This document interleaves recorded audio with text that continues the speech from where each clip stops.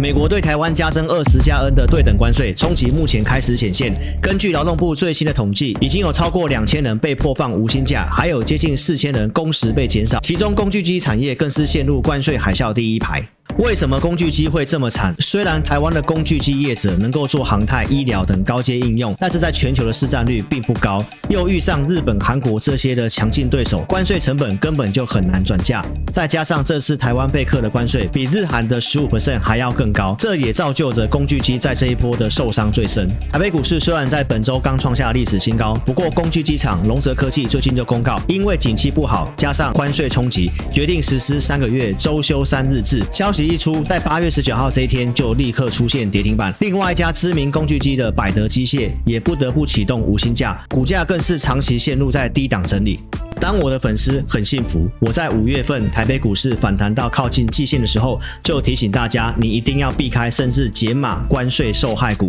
直接点名的工具机。关税受害股，我建议大家反弹上来优先卖。是哪2个？一个就是苹果概念股，另外一个就是工具机产业。股市投资想要稳健获利，一定要找到产业前景向上，而且要提早卡位，风险也要能够提早预防。我在7月初帮大家准备了长跑图，这里面的上修产业是本波的主流，而下修产业你买进之后到现在还是亏钱，因此要追踪我的频道，我用大白话的方式来帮大家追踪最新的产业讯息。